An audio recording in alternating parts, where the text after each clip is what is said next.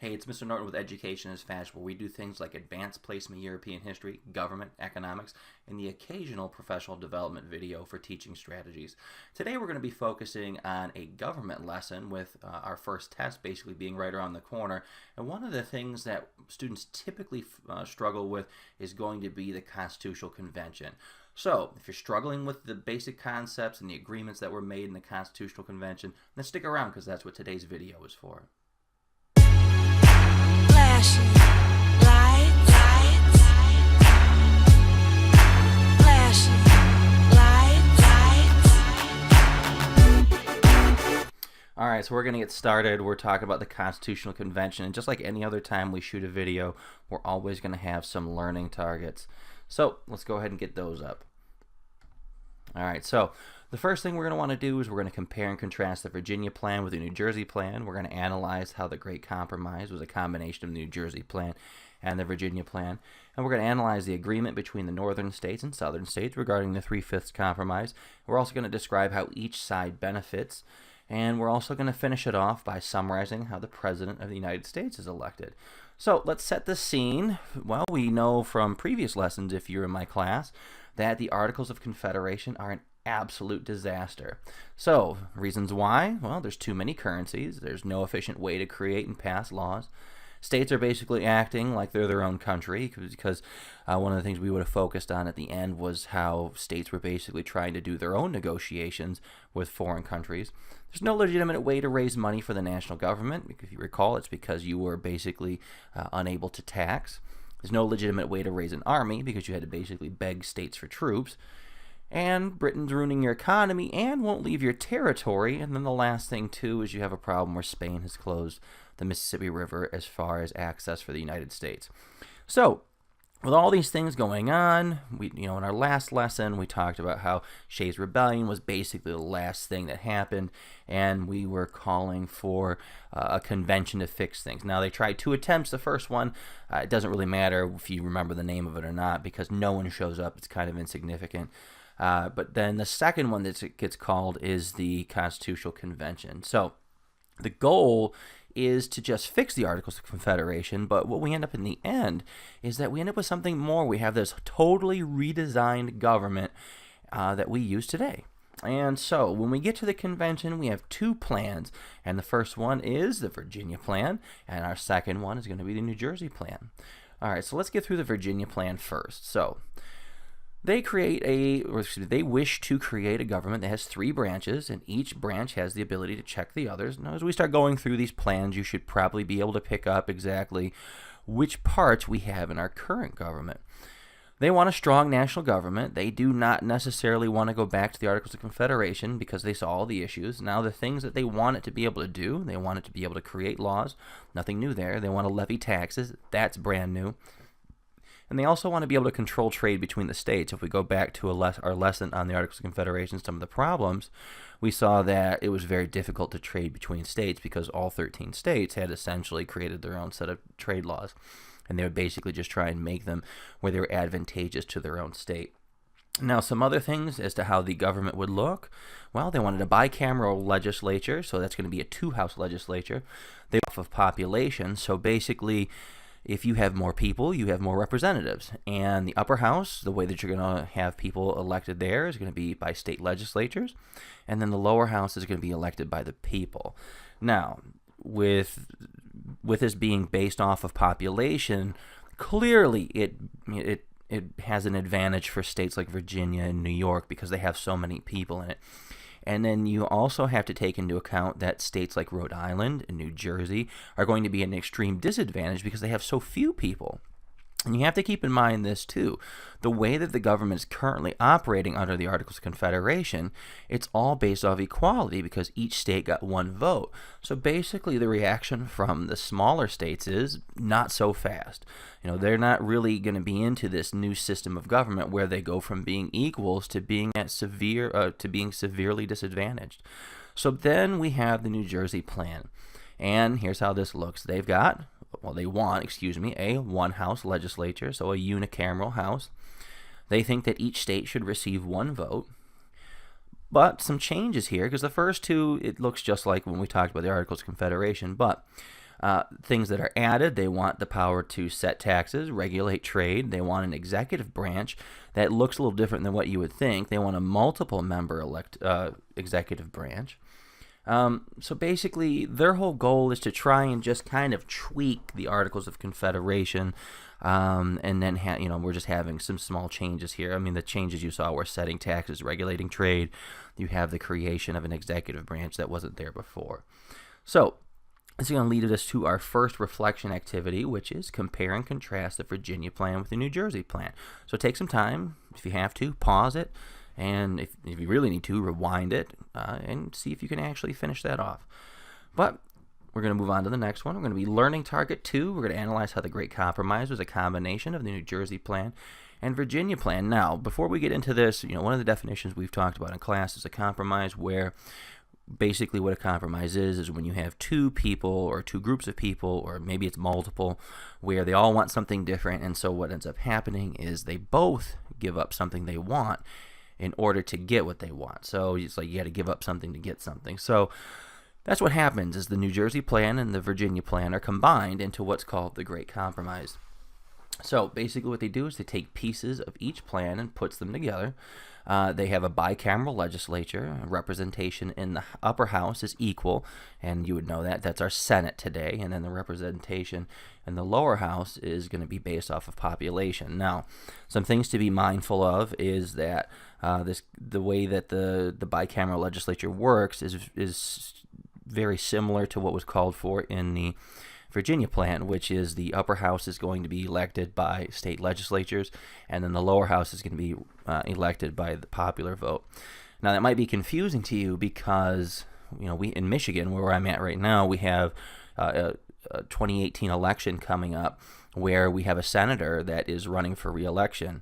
And so what's basically happening is that doesn't sound right, because you're like, well, you just talked about how the upper house is elected by state legislatures.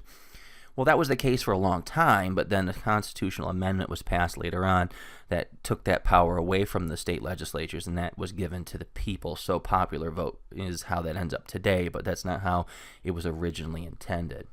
All right, so real quick, some other things too, going back to the Virginia plan, there's 3 branches of government.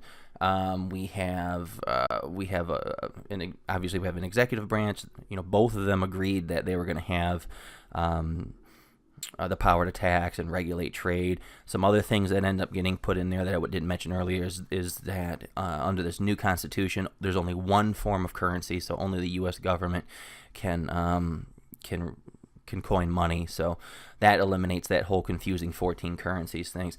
But there's a lot of things that the New Jersey plan and the Virginia plan had in common. I just don't mention those in this particular step because that wasn't a compromise that had to be made, because they were both in agreement that those things needed to be done.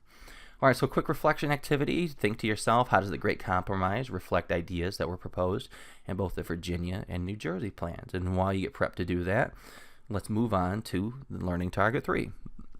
So that's going to be analyzing the agreement between the northern states and the southern states in regards to the 3/5 compromise, and each side actually benefit. Now, when I cover this in class, most students actually think that the North gave up too much, perhaps, but that's something that you can go ahead and make a judgment for yourself. So basically, the 3/5 compromise is going to be focused on one thing: the whole topic about what to do with slaves. Now, the question about whether slavery is immoral or not, that's not what the question is.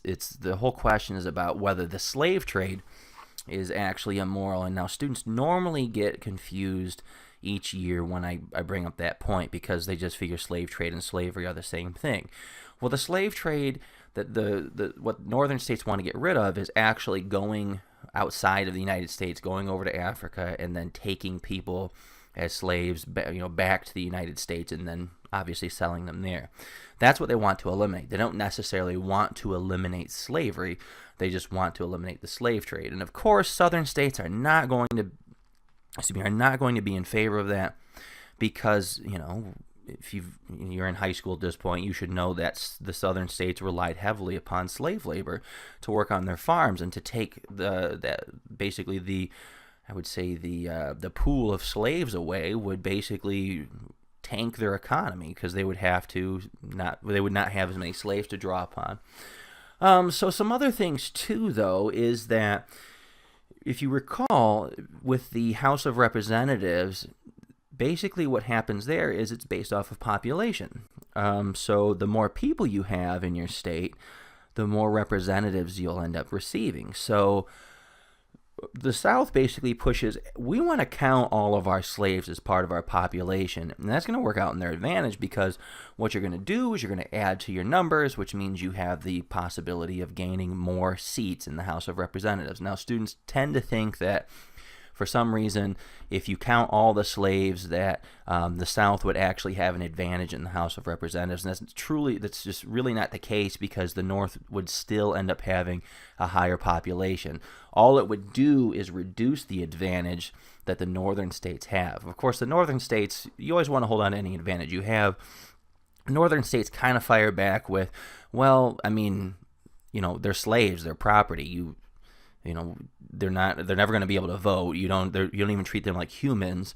So we're not going to count any of them. So, that's just too bad. And, there's other things that are going on between the two. They all have their own demands, and we're going to get to that next. But basically, it's this whole argument about what are we going to do around this topic of slavery and the slave trade. So essentially what you end up having is the 3/5 compromise. Now, what does the North do? The North says, okay, we're going to let you count slaves, but I'm not going to let you count all of them. So it's 3/5. So, 3/5 is better than none. If you're a South, you might as well take it too. The North also caves in and says, you know what, I'm going to put this provision in the Constitution. We can't touch slavery or anything related to it for 20 years. Now, the South, before this, had actually been demanding that you have a 2/3 majority to pass laws. And that's extremely difficult to do. So they end up dropping that as a part of this agreement to where you just need a simple majority, so one vote more than 50%. Now, I mean, there's all sorts of different ways to look at this. Anytime I look at this agreement, I kind of put myself in the viewpoint of the northern states. I'm like, all right, well, if I really wanted to do something about slavery, yeah, I can't do it right now. I'm going to put it off for 20 years, but in 20 years, if I only need 51%, it's a whole lot easier to change it then than if I basically hold to my guns and I'm like, you know what, no, we're going to keep it this way. You're never going to end up passing it with 2/3. I mean, even as the country progresses and starts adding states, you're not going to get 2/3. You might be able to get up that 51% and be able to change it later on, but maybe that's not really what their mindset was. It's just kind of what I end up going through thinking when I end up having this particular discussion. So another little reflection activity here. Analyze the compromise that was made by the North and South to reach the 3/5 compromise. And so, you got to think, we're talking about that 2/3 to simple majority. We're talking about counting slaves. How do those get counted? What other things does the North end up giving up? So those are things that you should be looking for in this little thing, this little reflection activity. So we got one last thing to do here, and that's going to be talking about electing the president.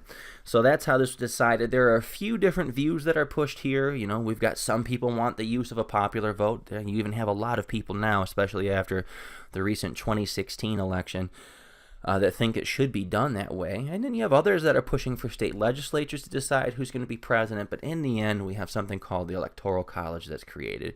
And basically, you have these individuals that are elected to vote on behalf of the people. Now, in modern times, what basically happens is electors normally vote in a way that reflects the popular vote. Now, I have to say normally because it's not always. If you look at the previous election, there were people who were supposed to vote for Hillary Clinton in the Electoral College and actually cast their vote for other people. That doesn't happen all that often, and we're not going to get into the politics around that too. And the other thing that you need to take note of that, it's not in your textbook, is the Electoral College also reduces the advantage that states have with larger populations over the ones who have smaller populations. So if you're going to do popular vote, you could take a look at California. They have 33 million people, and Montana only has 1 million people. So, simple math, you've got a 33-to-1 advantage in your state.